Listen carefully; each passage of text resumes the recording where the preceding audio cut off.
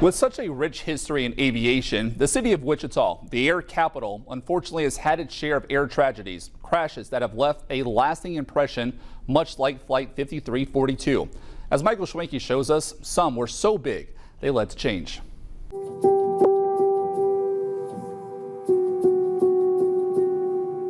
We heard a big boom and a cloud of smoke. Very, very tragic incidents. The heat, the smell, the fumes, the jet fuel was very prevalent. The deadliest aviation disaster in Kansas took place 60 years ago. January 15, 1965, a Boeing KC-135 refueling tanker took off from McConnell Air Force Base and gained a little altitude. It was carrying more than 30,000 gallons of fuel. 3 minutes later, it crashed into a neighborhood at 20th and Piatt, a few blocks east of I-135. 7 airmen and 23 people on the ground died. The cause of the crash was never determined.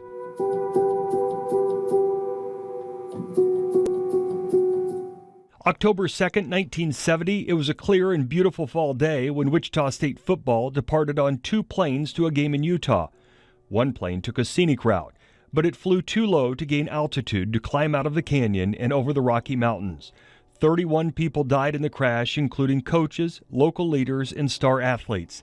However, there were survivors. The souls are looking down and we're looking up. Some, like Rick Stevens, have made it a tradition to hike up the mountain to visit the site of the crash. I got it. Don't worry about it. Get back up, buddy.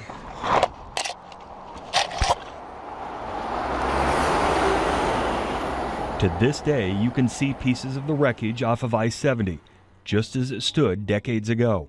Just get a sense of amazement that anybody survived. Pieces of the plane, mementos, all to honor those in a crash that shouldn't have happened.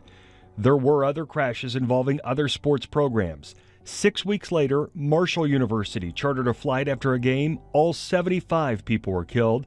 Sometime later, the NCAA changed regulations for schools to prevent similar tragedies. And in recent years, there have been a handful of small plane crashes in the region. One of the most significant took place on October 30th, 2014. A plane took off from Mid-Continent Airport, but shortly after, it slammed into the flight training building nearby. The pilot died, and so did 3 people inside the building. For future aviators, moments like these have become powerful lessons in our flight training schools. Rick Blyseth is the chief flight instructor at WSU Tech. He's helped train the next generation of pilots for over 2 decades. We run them through real-world scenarios that they might encounter, and then that's reinforced in the airplane. He works hands-on with the dozens of students in the program, both up in the air and on the ground in the classroom. We actually have a safety and human factors course that does nothing but look at scenarios that have happened. Different sections that go through different parts of it. Safety is top priority when flying an aircraft. It's why when tragic incidents occur, such as the deadly mid-air collision over the Potomac River, flight instructors like Blyseth use it as a teaching moment. But we do look at circumstances that might lead to certain things and talk about those, discuss those in class.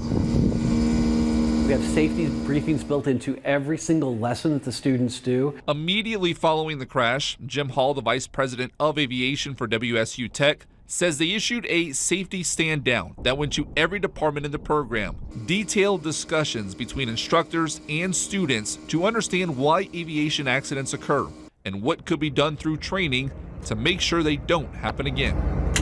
And students are here to learn. How do I prevent something like that from happening? I don't want to contribute to that because I know what I do matters. Lives are in my hand. For flight programs, it has been an opportunity to use real-world experiences to reinforce their safety measures. We bring them right to the forefront and make sure that all of our students understand how things like this can happen and how they are preventable and how it's their responsibility to make sure things like that don't happen.